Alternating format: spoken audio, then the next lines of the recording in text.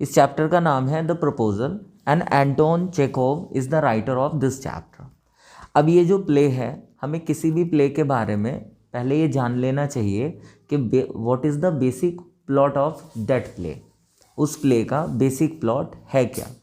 तो यहाँ पर before you read, here are some kind of meaning the proposal word have and what is the exact meaning on which the chapter is based here. So first of all, the meaning of the proposal, you can say a suggestion, plan or scheme for doing something. Do you think your chapter is based on this? Another है an offer for a possible plan or action, and third है the act of asking someone's hand in marriage. So here we can say the third one is right. The act of asking someone's hand in marriage is basically, this chapter is basically depend on the third one, what you are going to read. देखो यहाँ पर है, और ये जो title है इस passage का, what we are going to read, the title is A Russian Wedding. Do you know anything about a Russian marriage ceremony? So यहाँ पर सबसे पहले ये सवाल दिया गया है कि क्या आप जानते हैं रशियन मैरिज सेरेमनी के बारे में कुछ भी? If no, or whether you can say yes also. So first read this article about a Russian wedding. Here, preparation for a Russian wedding means तैयारियां हो रही हैं एक रशियन वेडिंग की। A Russian wedding is very simple. अगर हम बात करें तो जो रशियन वेडिंग होती है वो बड़ी सिंपल होती है। The planning only includes arranging for rings. और अगर हम बात करते हैं रशियन वेडिंग की, तो जो उसमें प्लानिंग की जाती है उसके तहत कुछ चीज़ों की ज़रूरत होती है, जैसे रिंग की, ब्राइड की, ड्रेस की, कार की एंड रिसेप्शंस की। Bride here refer to the, बोलो बेटे, ब्राइड किसे कहते हैं? नैना बताएं। और ग्रूम कहते हैं दूल्हे को, bride groom you can also say, दूल्हा दुल्हन। तो इन चीज़ों की ज़रूरत होती है। Earlier the brides family paid for the reception. अब पहले क्या होता था, जो दुल्हन के परिवार वाले होते थे वो रिसेप्शन के लिए पे करते थे। But now days brides and grooms family usually share expenses. लेकिन अब क्या होता है, जो दूल्हा और दुल्हन के परिवार होते हैं वो दोनों आपस में मिलकर उस खर्च को आपस में वहन करते हैं। Russian wedding last for 2 days। और एक रशियन वेडिंग कम से कम 2 दिन तक चलती है। Some wedding last as long as a week, और कुछ वेडिंग 1 week तक भी चलती हैं। And the occasion become something to remember for years. और ये जो ओकेशन होता है रशियन वेडिंग का, वो ऐसा हो जाता है कि जिसको सालों तक याद रखा जाए। The necessary part of the wedding ceremony is wedding प्रोसेसन of several cars. और एक आवश्यक पार्ट है वेडिंग सेरेमनी का कि इसमें कार की, जो कहते हैं ना, you can say procession of cars means एक के बाद एक कार, एक के बाद एक, बहुत सारी कारें एक लंबी कतार में जाती हैं। This is one of the utmost part of the Russian wedding you can say. The best friend of the groom. और आगे क्या होता है, जो दूल्हे के बेस्ट फ्रेंड होते हैं वो क्या करते हैं, और दुल्हन के meet before the wedding a few times. वो शादी से पहले आपस में कई दफ़ा मिलते हैं, एक दूसरे से मुलाकात करते हैं। कौन? Friends of bride and friends of groom, वो आपस में मुलाकात करते हैं। मेक पोस्टर्स, और वो पोस्टर्स बनाते हैं उनके लिए। राइट स्पीचेस, स्पीचेस लिखते हैं। एंड ऑर्गेनाइज कॉन्टेस्ट, और कुछ कॉन्टेस्ट को भी ऑर्गेनाइज करते हैं। When the groom arrives to fetch the bride for the registration. और जब दूल्हा पहुंचता है दुल्हन को लेने के लिए कि अब रजिस्ट्रेशन का वक्त आ चुका है, he has to fight to get her. तो दूल्हे को लड़ना पड़ता है, उसको फाइट करनी पड़ती है। This is also the part, not a serious fight, कभी तुम इसको सीरियस ले जाओ, एक this is the part of the wedding ceremony. Russians usually lives in apartments. अब रशियन जो होते हैं वो जनरली अपार्टमेंट्स में रहते हैं, इन टॉल बिल्डिंग्स, जो ऊंची ऊंची इमारतें होती हैं। And the groom has to climb several stairs, और दूल्हे को कई स्टेयर्स पर चढ़ना होता है, कई सीढ़ियाँ चढ़नी होती हैं, टू रीच हिज ब्राइड, अपनी दुल्हन तक पहुँचने के लिए। But at each landing he must answer a question, और हर एक लैंडिंग पर मींस जैसे वो सीढ़ियाँ चढ़ता है और एक फ्लोर पर पहुंचा तो उससे एक सवाल पूछा जाता है, उसका आंसर देना होता है। And if he pass to answer the question तो then he can go to the next floor.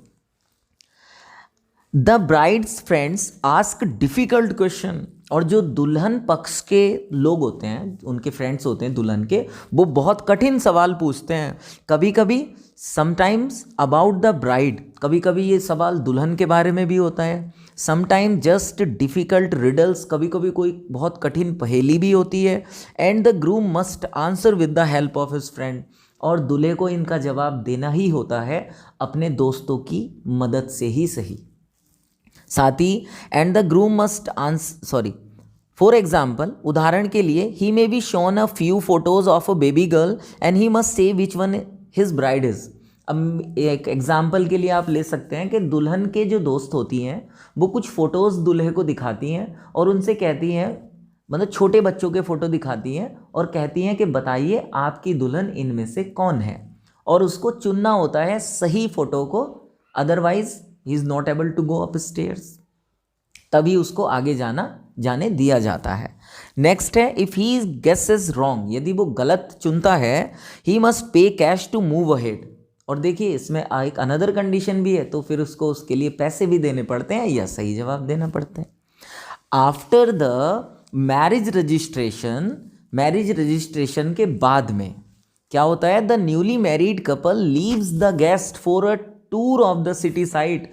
तो जो न्यू मैरिड कपल होता है, नई नई शादी का जो जोड़ा होता है, उसको छोड़ दिया जाता है कि आप जाइए, घूमिए, टूर करिए, घूमिए फिरिए, पिकनिक मनाइए, और गेस्ट वहीं पर रह जाते हैं। After 2 or 3 hours of the city tour, 2-3 घंटे शहर का टूर करने के बाद, घूमने फिरने के बाद में, the couple arrives at the reception, वो रिसेप्शन में दोबारा आते हैं। The couple sits at a specially arranged table with their family, और जो कपल होता है उसको एक खास मेज पर बिठाया जाता है जहां पर उनके परिवार के दूसरे लोग भी बैठते हैं, जैसे परिवार के नाते रिश्तेदार, दोस्त हो गए, ठीक है। अब साथ ही इसमें आगे है, the reception start with toast to the couple, यहाँ से इनका खाना शुरू होता है, रिसेप्शन शुरू होता है। अब यहाँ पर आगे दिया गया है कि a wedding toast is a custom where a close friend और रिलेटिव ऑफ द ग्रूम और the bride says a few words to wish the couple. अब जो ये वेडिंग टोस्ट होता है, ये एक्चुअली इनकी कस्टम भी है, इनकी प्रथा भी है। वेडिंग टोस्ट देने के साथ में इनके नाते रिश्तेदार, इनके दोस्त इनके लिए दुआ करते हैं, इनके बेहतर ज़िंदगी की। और कुछ टोस्ट के बाद में people start eating and drinking, लोग खाना और पीना शुरू कर देते हैं। And generally have fun, you can understand. And when the groom gets stolen after some time the bride gets stolen, और कुछ समय के बाद में उसकी दुल्हन को चुरा लिया जाता है। शी डिसअपीयर्स, दुल्हन अचानक से गायब हो जाती है। And when the groom starts looking for her, और जब दूल्हा अपनी दुल्हन को ढूंढने को शुरू करता है, मीन्स उसको फाइंड आउट करता है, तो ही इज़ आस्क्ड टू पे अ फी, तो उससे इसके एवज में पैसे मांगे जाते हैं। Usually it is his friend who steel the bride, actually वो दूल्हे के दोस्त ही होते हैं जो उसकी दुल्हन को चुरा लेते हैं और अपने दोस्त से पैसे मांगते हैं, एक कस्टम है ये भी। Then there are the bride's friends, और तब दुल्हन पक्ष के जो दुल्हन के दोस्त होते हैं, they still the bride shoes, और वो दूल्हे के जूतों को चुराते हैं। ये प्रथा वहाँ पे भी है जो इंडिया में है। The groom must pay money for the shoe too, और दूल्हे को इसके लिए भी पैसे देने पड़ते हैं। The guest enjoy watching these tussles and continue partying. वो इन सारी घटनाक्रम को देखते हुए मेहमान एंजॉय करते हैं और पार्टी को आगे जारी रखा जाता है इस तरीके से। So this was the custom that is prevailing in the Russia, and also you can relate that some of the customs are similar as we follow in our country in India also. So here is the question, do you think Indian and Russian weddings have any custom in common? क्या आपको लगता है कि Russia और Indian customs में कुछ चीज़ें common है? With the help of a partner fill in the table below. तो यहाँ पे टेबल है और आप अपने साथी के साथ इसको फिल भी कर सकते हैं। देखो बेटे, यहाँ पर है the proposal originally titled marriage proposal. Actually जो प्रपोजल इस चैप्टर का टाइटल है ना, ओरिजिनली यू कैन से इसको the marriage proposal is a one act play of farce by the Russian short story writer and dramatist Anton Chekhov and it was written in 1888 and 1889 you can say. अब this is the intro what I am telling you about this chapter. This play is about the tendency of wealthy families to seek ties with other wealthy families. देखो यहाँ पे जो play दिया गया है, tendency कहते हैं समझ को।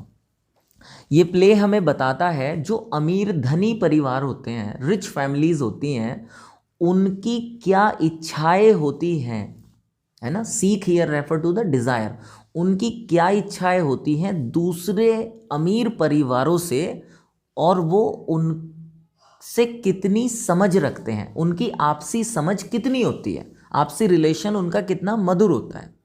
टू इंक्रीज दियर एस्टेट्स, अपने एस्टेट्स को, अपने फार्म्स को बढ़ाने के लिए, by encouraging marriages that makes good economic sense. अब कई बार क्या करते हैं कि अपने एस्टेट को, अपने पावर को, अपनी वेल्थ को बढ़ाने के लिए ये लोग आपस में रिलेशन कायम करते हैं, जिसको ये कई बार शादी का जो रिलेशन होता है उससे भी आगे बढ़ा लेते हैं। मीन्स आपस में अपने बच्चों की भी शादियां करा देते हैं, केवल और केवल अपनी वेल्थ को आगे बढ़ाने के लिए। आगे इसमें यहाँ कहा गया है इवान लोमोव एक इंसान का नाम है। A long time wealthy neighbour of Stepan Chubukov.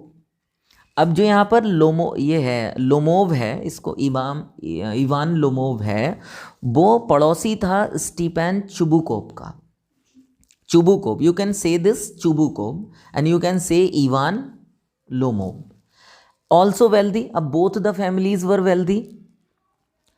comes to seek the hand of Chubukov's 25-year old daughter Natalia. अब यहाँ पर जो लोमोव होते हैं वो चुबुकोव की एक बेटी थी 25 साल की जिसका नाम था नतालिया, उसका हाथ मांगने के लिए आते हैं। कौन आते हैं? लोमोव आते हैं। चुबुकोव की डॉटर थी नतालिया, उसका हाथ मांगने के लिए, मीन्स मैरिज प्रपोजल लेकर के आते हैं। ऑल थ्री आर क्वेरलसम पीपल, और तीनों ही झगड़ालू तरह के व्यक्ति थे, चुबुकोव, लोमोव और नतालिया। एंड दे क्वेरल्ड ओवर पेटी इश्यूज, और वो बड़े ही जो उनके मुद्दे थे अपने, उन पर झगड़ा करते हैं। The proposal is in danger of being forgotten, और जो प्रपोजल होता है शादी का जिसको लोमोव लेकर के आए थे वो खतरे में पड़ जाता है। ठीक, उसको लगभग बीच में प्ले के भुला ही दिया जाता है और वो लोग अपना लड़ाई को कंटिन्यू रखते हैं, आपसी झगड़े को बढ़ा लेते हैं। But economic good sense ensures that the proposal is made after all. लेकिन धनी होना, वो रिच थे, अमीर थे, आखिरकार उनकी यही चीज काम आती है और अंत में ही सही, लेकिन जो मैरिज प्रपोजल था वो किया जाता है। साथ ही ऑल दो द क्वेरलिंग परहैप्स कंटिन्यू, हालांकि जो उनका झगड़ा था वो फिर भी कंटिन्यू चलता रहता है। But even though in the midst of the play you can say the proposal was accepted by Natalia और द फैमिलीज ऑफ नतालिया, उसको एक्सेप्ट कर लिया गया था। Here first we will discuss about the important character of this play. Those are Stepanovich Chubukov, और ये कौन है? एक लैंड ऑनर है। नतालिया स्टीपनोवा, ये डॉटर है 25 ईयर की, और किन की डॉटर है? चुबुकोव की। ध्यान रखना है। इवान वैसिलिविच लोमोव, ये कौन है? एक hearty but very suspicious land owner, थोड़े सस्पिशियस से हैं, और ये भी एक जमींदार हैं, जमींदार हैं ये लोग।